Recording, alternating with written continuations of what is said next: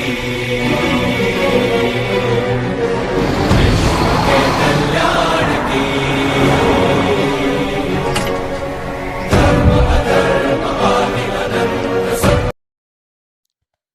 हिंद दोस्तों, आज आपका इस YouTube चैनल पर स्वागत है।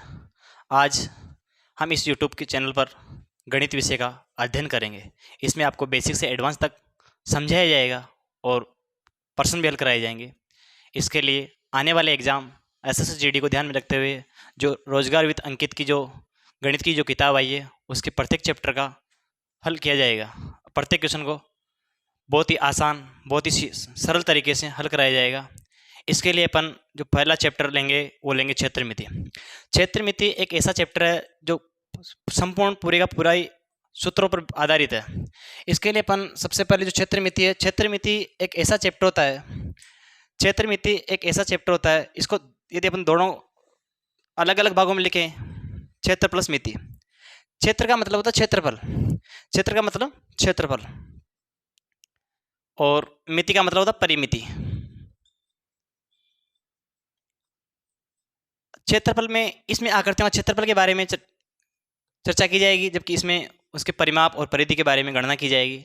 इसके लिए इस क्षेत्रमिति चैप्टर के अंदर आकृतियों को दो भागों में बांटा गया, एक 2D आकृतियाँ और दूसरी 3D आकृति। 2D आकृति को बोलते हैं इंग्लिश में 2 डायमेंशन, और 3D आकृति को बोलते हैं 3 डायमेंशन। इसके लिए अपन सबसे पहले बात करते हैं 2D आकृति। 2D आकृति के अंदर अपन वर्ग, आयत, वृत्त और त्रिभुज, इन चारों आकृतियों को इसी में शामिल किया जाता है। इसके लिए अपन सबसे पहले आकृति के वर्ग एक ऐसी आकृति होती है जिसकी चारों भुजाएं लंबाई में बराबर होती है, साथ ही उसके दोनों विकर्ण भी बराबर होते हैं, और साथ ही उसका प्रत्येक एंगल या प्रत्येक कोण समकोण होता है। अपन इस वर्ग के बारे में अध्ययन करते हैं तो वर्ग एक ऐसी आकृति होती है, देखिए ये एक वर्ग है। इस आकृति का नाम दे देते हैं अपन ए, बी और सी और डी। इस आकृति के अंदर जो इसकी लंबाई, भुजा की लंबाई मान लेते हैं अपन ए, तो ये वाली भी इसकी लंबाई सेम होगी, क्योंकि चारों लंबाई यहाँ सेम होती है, चारों भुजाएं।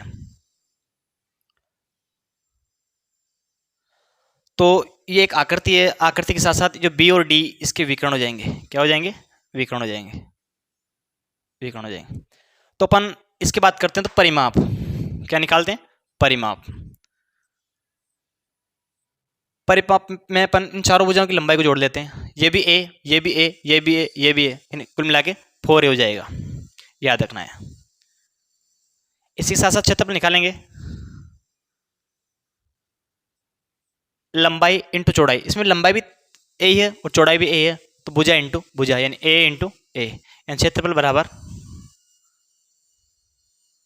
ए स्क्वायर, याद रखना। अपन इसमें जो तीसरी जो आकृति जो गणना करेंगे इसमें वो है विकर्ण। इसमें जो विकर्ण दे रखा हो, एक तो AC दे रखा है और BD, ये दोनों विकर्णों की अपन यदि इसमें इस आकृति के अंदर यदि अपन को विकर्ण फाइंड आउट करना हो या विकर्ण निकालना हो, जैसे अपन मान लेते हैं एक त्रिभुज ले लेते हैं, समकोण त्रिभुज ABC में, समकोण त्रिभुज ABC में, ये देखिए आकृति, ये आकृति, इसमें ये आकृति में ये A आ गया, ये B हो गया, ये C हो गया। ये वाली आकृति की इसकी लंबाई ए दे रखी है, ये ए दे रखी है, अपन को इसको फाइंड आउट करना है। तो अपन पाइथागोरस प्रमेय जानते हैं, पाइथागोरस प्रमेय। इस प्रमेय के अनुसार होता है लंब का स्क्वायर प्लस आधार का स्क्वायर बराबर कर्ण का स्क्वायर। तो अपने पास आधार भी दे रखा है ए, लंब भी दे रखा है ए, इसमें मान रखेंगे जैसे ए स्क्वायर प्लस ए स्क्वायर बराबर कर्ण का स्क्वायर। तो ए स्क्वायर प्लस ए स्क्वायर ये हो जाएगा 2a स्क्वायर बराबर कर्ण का स्क्वायर। तो अपन को कर्ण निकालना, तो कर्ण बराबर इसका अंडररूट कर देंगे, तो 2 का तो √2 हो जाएगा और a का a स्क्वायर का a हो जाएगा।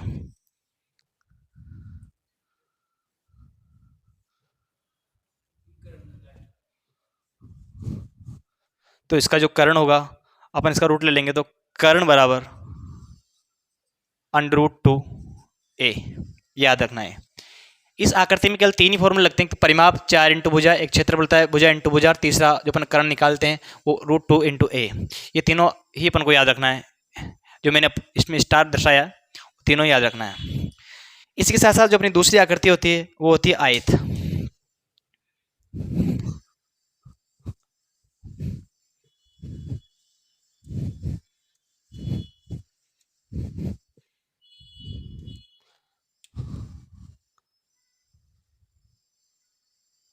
आयत, आयत को इंग्लिश में बोलते हैं रेक्टेंगल।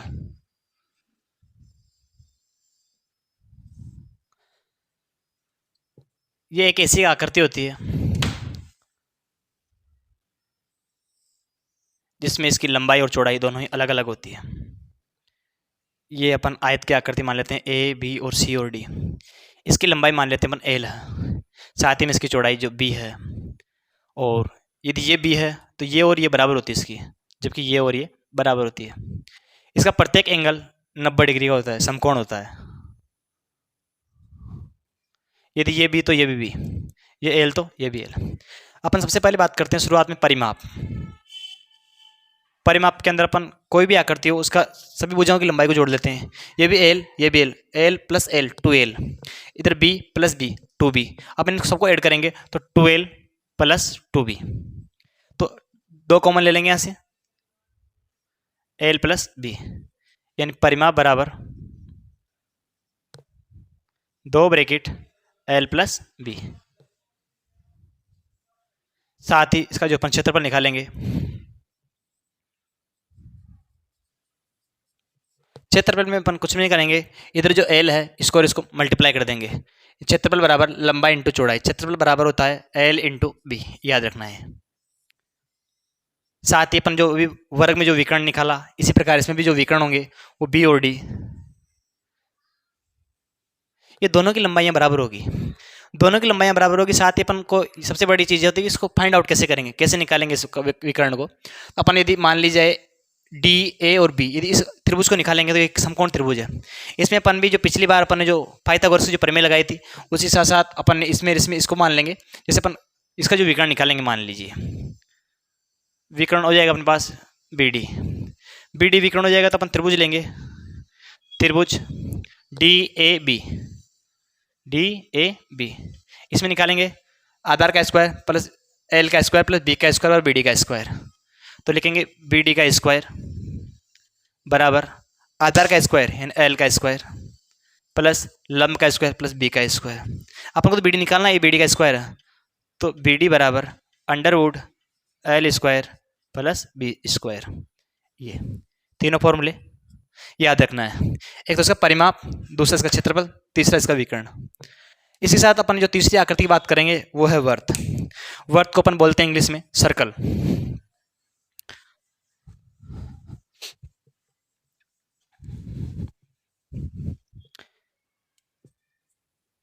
तीसरी आकृति आती है अपने पास वर्त, सर्कल। सर्कल बेसिकली एक वर्ताकार आकृति होती है, एक ऐसी आकृति होती है जिसके एक स्थिर बिंदु से दूरी सदैव नियत रहती है। यदि इसकी यहाँ से दूरी देखी जाए तो फिक्स होगी, इसको यहाँ से देखी जाए ये दूरी फिक्स होगी। और अपन इसको जो बिंदु है इस ओ को बोलते हैं केंद्र। इसमें ओ क्या है, केंद्र। यदि ओ से यदि कोई बिंदु बी पे बी ए मान लिया जाए तो ये ए बी है, जो ओ है वो इसकी त्रिज्या होगी, क्या होगी, त्रिज्या होगी। अपन यदि इसकी जो चारों तरफ की जो लंबाई की बात करते हैं, जैसे इधर यहाँ से चलते हैं, यहाँ से चलते हुए वापस यदि ए पे आते हैं तो ये वाली होती है इसकी परिधि, क्या होती है, परिधि। वर्त की परिधि होती है 2 इंटू पाई इंटू आर, वर्त की परिधि 2 पाई आर। परिधि में कुछ भी नहीं करना, इसके बाहर की जो ये लंबाई है इसको ही अपन परिधि बोलते हैं। साथ इसका जो क्षेत्रफल होता है, क्षेत्रफल में कुछ भी नहीं करते हैं, पाई आर स्क्वायर, क्षेत्रफल बराबर होता है पाई आर स्क्वायर। बेसिकली यदि इसको अपन यहाँ से यहाँ तक देखा मिला दिया जाए, यदि बी हो जाएगा तो यहाँ पर जो ये ए बी है ये इसका व्यास होगा, क्या होगा, व्यास, जो त्रिज्या का डबल होगा, जो व्यास बराबर 2 इंटू त्रिज्या, सदैव याद रखना है ये चीज़, व्यास बराबर 2 इंटू त्रिज्या। साथ ही बेसिकली तो वर्त है, यदि इसी के साथ साथ यदि अपन को एक आकृति और बन जाती है इसी में, वो होती है सेमी सर्कल, जिसको बोलते हैं अर्धवर्त। क्या बोलते हैं, अर्धवर्त।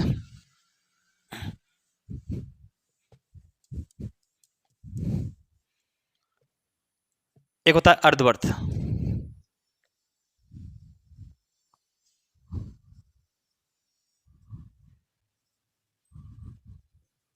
सेमी सर्कल, चौथी आकृति। सेमी सेमी सर्कल में कुछ भी नहीं है, केवल जो अपनी वो आकृति संपूर्ण बनाई थी उसका आधा आकृति ले लेंगे। क्या ले लेंगे? आधा। वही ओ वाला के अंदर, ये इसका ए बिंदु, ये इसका बी बिंदु। तो यहाँ पर बेसिकली ये इसकी रेडियस हो जाएगी त्रिज्या, यहाँ से ये भी इसकी त्रिज्या हो जाएगी। तो इसमें वही है, ए बी इसका क्या होगा? व्यास। ए बी इसका क्या होगा? व्यास। जबकि जो ओ है वो इसकी त्रिज्या होगी। क्या होगी? त्रिज्या। बेसिकली जो अपन ने अभी जो वर्त में निकाली थी उसकी परिधि निकाली थी, उसका क्षेत्रफल निकाला था, इसी प्रकार इस आकृति में अपन इसकी परिधि निकालेंगे और इसका क्षेत्रफल निकालेंगे। आपको पता है कि ये यदि ये संपूर्ण आकृति, ये परिधि, ये 2 पाई आर थी, तो इसकी ये आधी पाई आर हो जाएगी।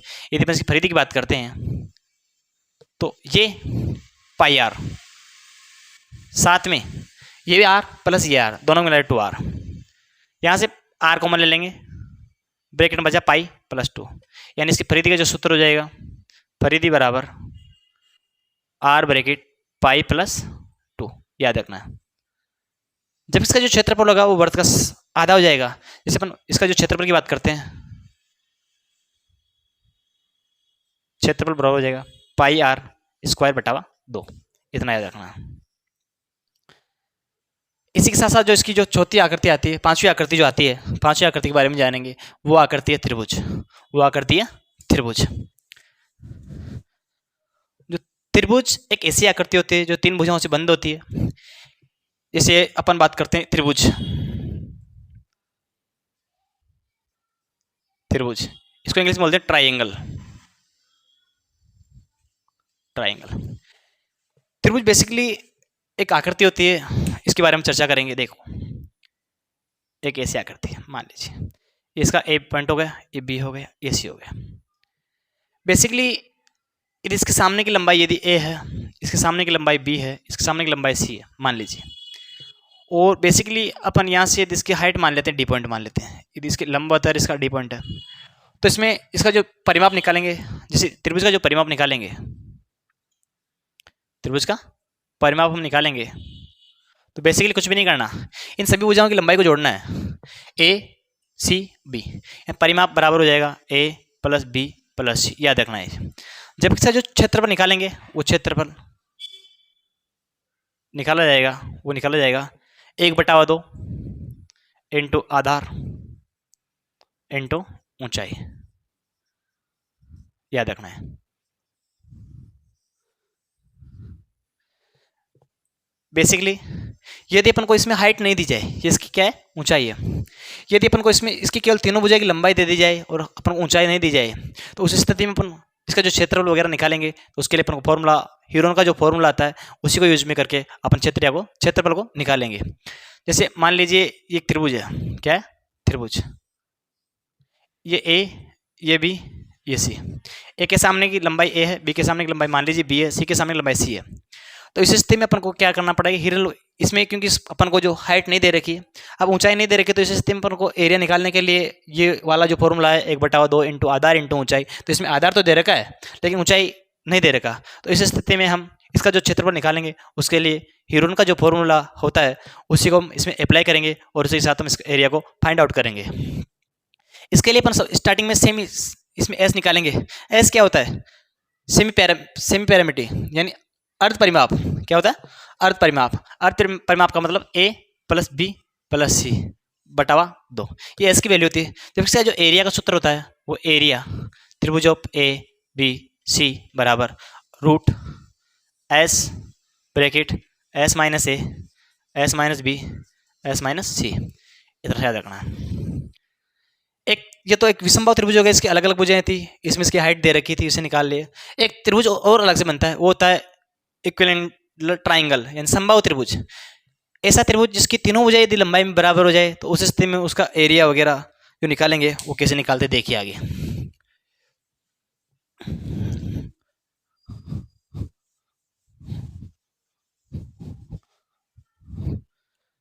इसमें आता है एक समबाहु त्रिभुज।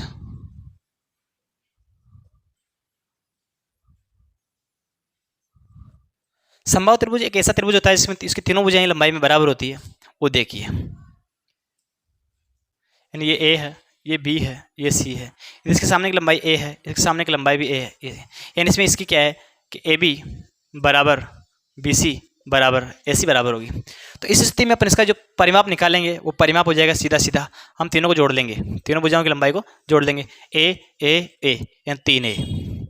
साथ ही में इसका जो क्षेत्रफल निकालेंगे वो क्षेत्रफल हो जाएगा, सूत्र आता है इसका एक, वो याद रखना पड़ेगा आपको। क्षेत्रफल होता है √3/4 इंटू ए स्क्वायर, ये याद रखना है। साथ ही में अपन जो इसकी हाइट वगैरह निकालते हैं, इसकी जो हाइट होती है वो याद रख लेना आपको। इसकी जो ऊंचाई होती है समबाहु त्रिभुज की होती है √3/2 भुजा, याद रखना। अपन जो 2D की जो आकृतियां हैं उसके बारे में हमने संपूर्ण रूप से जाना, अपने स्टार्टिंग में वर्ग के बारे में जाना, साथ ही में इसमें आयत के बारे में जाना, वर्त के बारे में जाना, अर्धवर्त के बारे में जाना, और लास्ट में अपन ने त्रिभुज के बारे में जाना। त्रिभुज की हमने 3 कंडीशन पढ़ी। पहले जब उसके आधार दे दिया जाए, उसकी ऊंचाई दे दिया जाए, तो सीधा सीधा सूत्र लगा देंगे, आंसर मिल जाएगा 1/2 इंटू आधार इंटू ऊंचाई से। दूसरा केस आता है जब उसकी अपन को हाइट वगैरह नहीं दी जाए, तो उस स्थिति में अपन उसका क्षेत्रफल वगैरह निकालेंगे, तो उस स्थिति में हम ह्यूरन के सूत्र का यूज करेंगे और उसके साथ हम उसका एरिया फाइंड आउट करेंगे। तीसरी कंडीशन आती है इक्विवेलेंट ट्राइंगल, समबाहु त्रिभुज, एक ऐसी आकृति जिसकी तीनों भुजाएं बराबर हो जाती है। उस स्थिति में प्रत्येक एंगल की बात करते हैं तो प्रत्येक एंगल 60 डिग्री होता है इसका, जबकि इसकी कोई नीड नहीं पड़ेगी, इसकी कोई जरूरत नहीं पड़ती है क्षेत्र मिति में, लेकिन याद रखना होता है, एक एडिशनल नॉलेज है। इस स्थिति में इसका क्षेत्रफल निकालेंगे तो इसके लिए फॉर्मूला होता है √3/4 ए स्क्वायर, ए का मतलब भुजा स्क्वायर। इसकी ऊंचाई वगैरह बात करते हैं तो ये √3/2 इंटू भुजा। इसी के साथ साथ अपनी जो 2D आकृतियाँ वो समाप्त हो जाती है। इसी के साथ साथ अपन जो 3D आकृति के बारे में स्टार्टिंग करते हैं।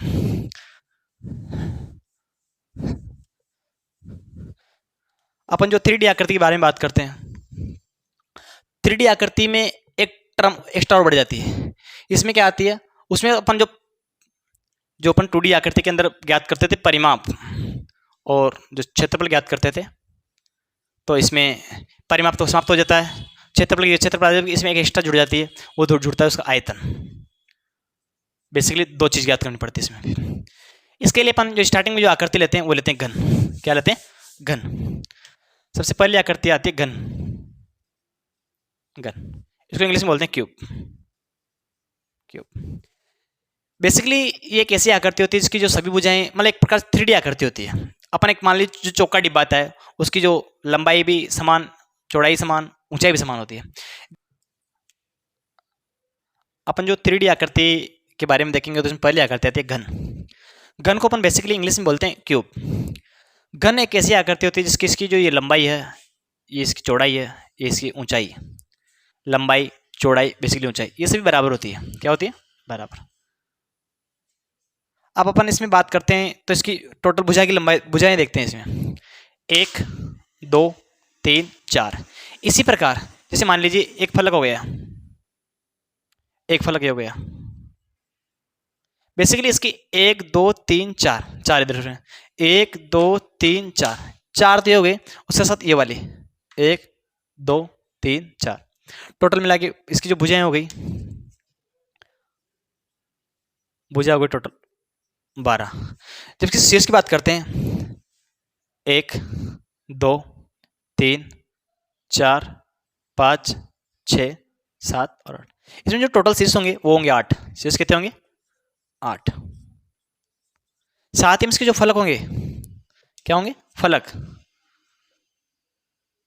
फलक बेसिकली एक घनाभ में 6 होते हैं। वो कैसे होते हैं देखिए, एक फलक, देखिए इधर का फलक जस्ट इसके सामने वाला फलक 2, एक फलक, दूसरा फलक 1 2 3 4, एक ऊपर वाला एक नीचे वाला, टोटल मिला कितने फलक? 6 फलक। बेसिकली इसके बारे में बात करेंगे तो इसमें अपन निकालेंगे एक तो टोटल एरिया, संपूर्ण पृष्ठीय क्षेत्रफल। इसमें कुछ भी नहीं करना, जो एक फलक होगा इसका एरिया निकालेंगे ना अपन। जैसे मान लीजिए इसकी लंबाई ये वाली भी ए होगी, ये भी ए होगी। जैसे अपन इसका एक फलक का देखेंगे तो ए स्क्वायर, ऐसे कितने फलक हैं? 6, तो 6 इंटू ए स्क्वायर, ये इसका संपूर्ण हो जाएगा। यदि अपन इसके आयतन की बात करते हैं, वॉल्यूम की, ये मान लीजिए इसका आयतन, तो आयतन को अपन v से डिनोट करते हैं, हो जाएगा a into A into A N भुजा इंटू भुजा इंटू भुजा एन ए क्यूब, याद रखना। बेसिकली इसका जो विकर्ण होता है,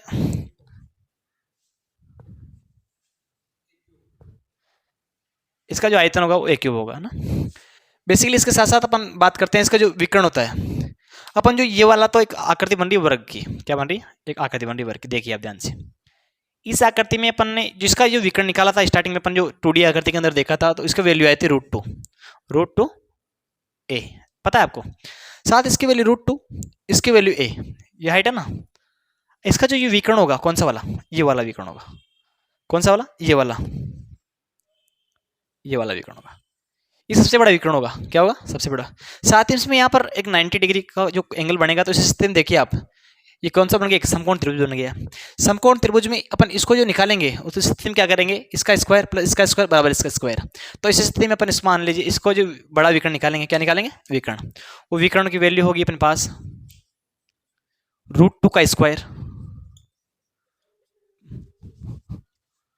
√2 ए का स्क्वायर प्लस इस ए का स्क्वायर, तो 2a square plus a square 3a square, तो विकर्ण बराबर विकर्ण स्क्वायर बराबर, तो विकर्ण इज इक्वल टू होगा √3a, याद रखना चाहिए ना। इसमें भी वही सिस्टम, एक ये एक तो होता है इसका पृष्ठीय क्षेत्रफल, एक होता है आयतन, एक होता है इसका विकर्ण। इसी के साथ साथ इसमें क्या होता है कि कभी कभी पूछ लेता है वक्र पृष्ठीय क्षेत्रफल। एक्चुअली जो बच्चे क्या होता है कि एक तो संपूर्ण पृष्ठीय क्षेत्रफल और जो संपूर्ण पृष्ठीय क्षेत्रफल और एक वक्र पृष्ठीय क्षेत्रफल में समझ नहीं पाते हैं। एक्चुअली क्या होता है, जो वक्र पृष्ठीय क्षेत्रफल में अपन जो 3D आकृति कोई सी भी आकृति ले लीजिए, उसके अंदर क्या होता है कि जो वक्र पृष्ठीय क्षेत्रफल के अंदर हम उस आकृति या उस सरफेस को इंक्लूड नहीं करते, अपन उसको नहीं मानते जो इसमें इस धरती को टच कर रहा है। जैसे इस वाले की बात करते हैं, इसका वक्र पृष्ठीय क्षेत्रफल निकालेंगे पर, तो इसे बोलेंगे घन का वक्र पृष्ठीय क्षेत्रफल। क्या निकालेंगे, घन का वक्र पृष्ठीय क्षेत्रफल। तो उस स्थिति में इसका कुछ भी नहीं करना पड़ेगा, इस वाला ये वाला हट जाएगा, तो इस स्थिति में इसका हो जाएगा 5a स्क्वायर, याद रखना, क्योंकि ये वाला टच नहीं कर रहा है इसमें स्थिति ना। और इसके साथ साथ अपन जो अगली आकृति देखते हैं,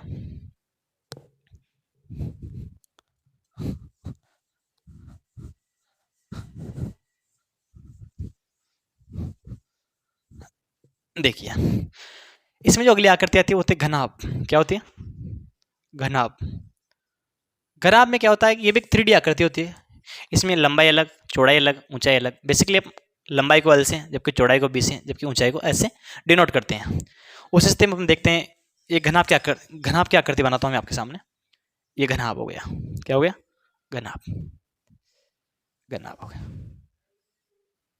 बेसिकली घनाभ हो गया, ये घनाभ हो गया।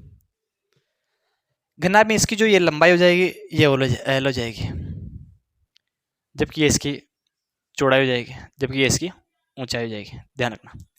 तो इसमें भी वही सेम होगा। अपन बात करते हैं इसमें भुजा की। इसमें जो टोटल भुजाएं होगी, भुजाएं हो जाएगी 12, जबकि शीर्ष हो जाएंगे 8। शीर्ष कितने हो जाएंगे, 8। जबकि जो फलक की बात करते हैं तो सेम जो अपन ने घन में निकाले थे वो कि वही 6 होंगे, है ना। बेसिकली इसमें भी इसका अपन आयतन निकालेंगे। तो आयतन के लिए कुछ नहीं करना होता है, इसको होना लंबाई इंटू चौड़ाई इंटू ऊंचाई, L into B into H, याद रखना है ना। और साथ ही में अपन इसका जो एरिया वगैरह निकालेंगे, संपूर्ण पृष्ठीय क्षेत्रफल। क्या निकालेंगे, संपूर्ण पृष्ठीय क्षेत्रफल। हम इस स्थिति में देखिए 6 फलक है, एक वाला फलक तो ये, इसमें जैसे मान लीजिए ये वाला एक, इसकी लंबाई भी L होगी, पता है आपको। यदि ये B है तो ये भी B होगा। तो इस स्थिति में ये वाला फलक और बेसिकली ये वाला फलक देखिए आप, तो इस फलक का एरिया प्लस इस फलक का एरिया, लंबाई इंटू चौड़ाई और लंबाई इंटू चौड़ाई, ऐसे 2 फलक होंगे। क्या होंगे, क्षेत्रफल निकालेंगे तो 2 इंटू लंबाई इंटू चौड़ाई। इसी प्रकार ये वाला प्लस ये वाला प्लस 2 ब्रैकेट लंबाई इंटू ऊंचाई प्लस 2 ब्रैकेट चौड़ाई इंटू ऊंचाई। हम इन तीनों को एक साथ लिखेंगे तो इसका जो फॉर्मूला हो जाएगा 2 ब्रैकेट लंबाई इंटू चौड़ाई प्लस चौड़ाई इंटू ऊंचाई प्लस ऊंचाई इंटू लंबाई। बेसिकली अपन इसको ऐसे लिख सकते हैं, 2 bracket L B plus B H plus H L, अपन शॉर्ट भाषा में लिख सकते हैं। इसका हो जाएगा एरिया। क्या हो जाएगा? एरिया। बेसिकली इसका भी अपन जो विकर्ण की बात करते हैं तो इसका जो विकर्ण होता है वो विकर्ण इसमें होता है अंडरवुड लंबाई का स्क्वायर चौड़ाई का स्क्वायर ऊंचाई का स्क्वायर का अंडरवुड के बराबर होता है, ध्यान रखना है ना। बेसिकली अपन ने घन पढ़ लिया, घना पढ़ लिया। अब तीसरी आकृति आती है हमारे पास, शंकु। बेसिकली शंकु भी एक 3D आकृति में ही शामिल होती है। वो आकृति देखिए कैसी होती है।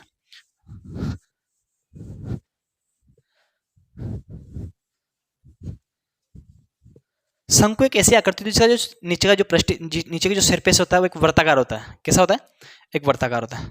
अपन जो तीसरी आकृति बात करते हैं वो होती है शंकु। इसको बोलते हैं इंग्लिश में कौन। क्या बोलते हैं? कौन। बेसिकली ये एक ऐसी आकृति होती है, देखिए ऐसी आकृति। इसमें क्या होता है, ये एक सरफेस वर्ताकार बनता है। क्या बनता है? वर्ताकार। इसमें भी बेसिकली ये इसकी रेडियस हो जाती है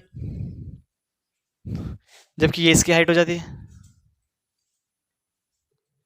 जबकि ये इसकी तिर्यक ऊंचाई होती है। ये देखिए एच इसकी क्या हो जाती है? ऊंचाई।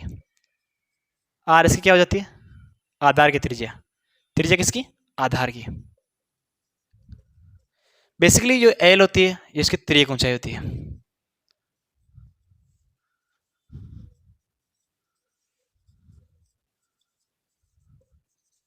तिर्यक ऊंचाई। बेसिकली इसमें भी अपन कभी कभी जो प्रश्न आता है तो उसमें तिर्यक ऊंचाई पूछ लेता है। इसमें बेसिकली वही अपन अभी स्टार्टिंग में इसको एक त्रिभुज मान के इसको निकालेंगे तो इसमें जो तिर्यक ऊंचाई एल बराबर होगा वो ध्यान रखना है, सूत्र याद रखना है। ऊंचाई का स्क्वायर प्लस आधार का स्क्वायर डायरेक्ट निकालना है ना, ध्यान रखना। बेसिकली इसकी बात करते हैं तो इसमें जो टोटल एरिया की बात करता है तो एक तो होता है वक्र पृष्ठ। कौन सा एरिया? एक तो वक्र शंकु का वक्र पृष्ठीय क्षेत्रफल। शंकु का वक्र पृष्ठ का क्षेत्रफल वो होगा अपने पास पाई आर एल। क्या होगा? पाई आर एल। जबकि शंकु का संपूर्ण पृष्ठीय क्षेत्रफल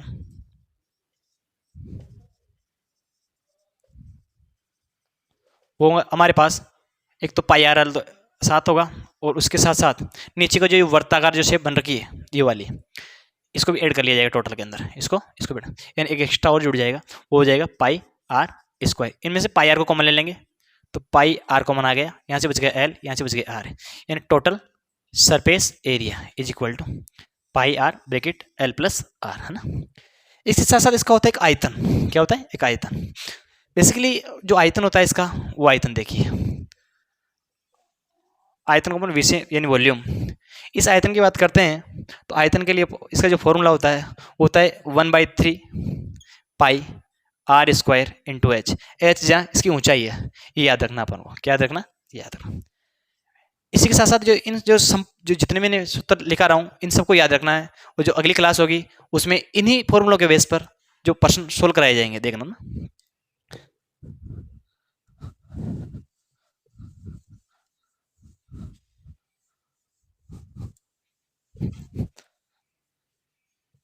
चौथी आकृति आती है इसमें बेलन।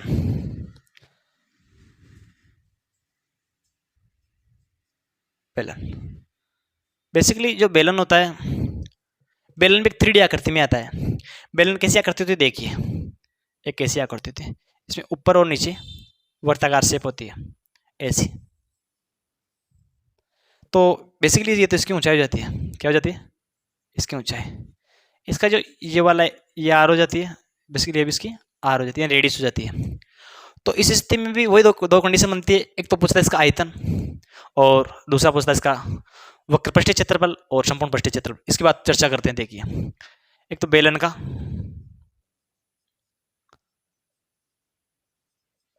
वक्र पृष्ठीय क्षेत्रफल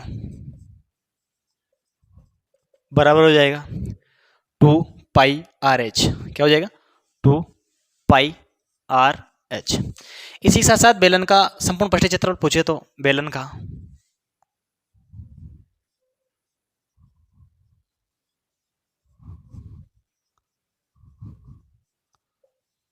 इज इक्वल टू हो जाएगा, एक तो वक्र पृष्ठीय क्षेत्रफल जो साइड वाला, साथ में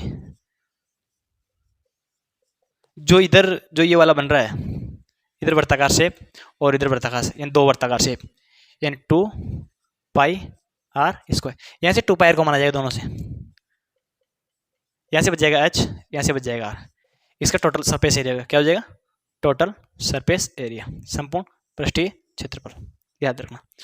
इसी के साथ साथ इसका जो आयतन होता है वो तो बेलन का आयतन, क्या होता है, बेलन का आयतन।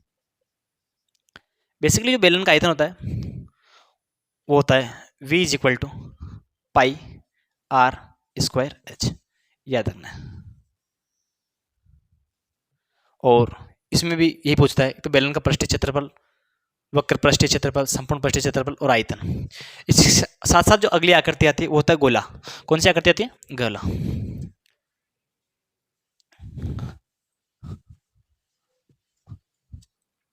जो पांचवी आकृति है वो है हमारे पास गोला। गोला, गोला को इंग्लिश में बोलते हैं स्फीयर, SPHARE, स्फीयर, गोला। एक्चुअली गोला भी एक 3D आकृति में होता है। गोला एक 3D आकृति, जैसे जो सर्कल पढ़ा था अपन ने, वो सर्कल एक 2D शेप में होता है, एक प्लेन में आता है, जबकि 3D में आता है। इसके अंदर भी ये इसका केंद्र हो जाएगा, वो क्या हो जाएगा इसमें, केंद्र, जबकि ये इसकी एक रेडियस हो जाएगी, क्या हो जाएगी, रेडियस। तो इस स्थिति में इसका जो एरिया पूछा जाएगा, एक तो संपूर्ण पृष्ठीय क्षेत्रफल, संपूर्ण पृष्ठीय क्षेत्रफल, याद रखना, वो होता है 4 pi R square, 4 pi R square, जहाँ आर इसकी त्रिज्या है, पाई की वैल्यू आप जानते हैं 22/7 होता है या 3.14 होती है। इसके साथ इसका आयतन होता है, क्या होता है, आयतन। आयतन v is equal to 4/3 pi R cube, ध्यान रखना है।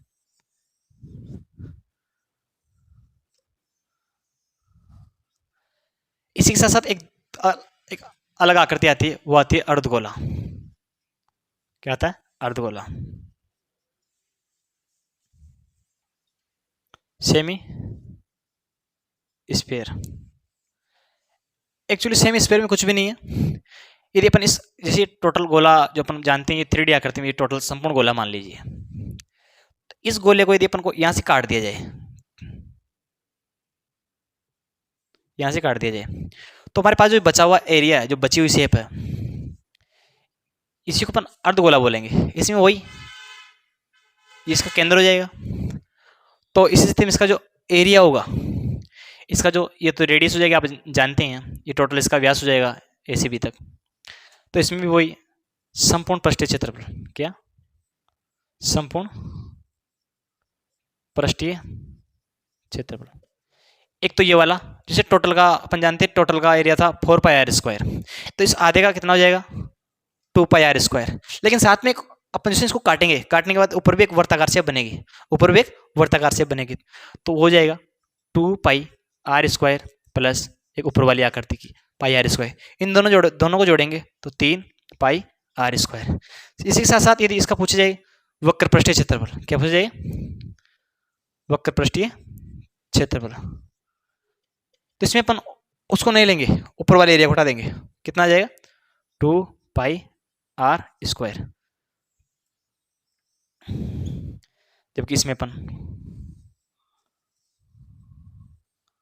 ऐसे है ना, बेसिकली ये पूछा जाता है। अर्धगोला हो गया, गोला हो गया, बेलन हो गया, शंकु हो गया, घन हो गया, घनाभ हो गया। बेसिकली अपन इस क्लास में यहीं तक पढ़ेंगे। बेसिकली जो मैंने आपको जितने फॉर्मूले लिखाया, समझाया, इनको आपको जब अगली क्लास में जब आप आ गया हो, तो हम इसके जो क्षेत्रमिति जो चैप्टर है, जो अध्याय है, इसके अपन जो क्वेश्चन सोल्व करेंगे, तो इस स्थिति में प्रत्येक फॉर्मूले को आपको याद करके आना है, जिससे आपको सीधे सीधे प्रश्न समझ में आ सके और आसानी से प्रश्न हल हो सके। बस, जय हिंद दोस्तों।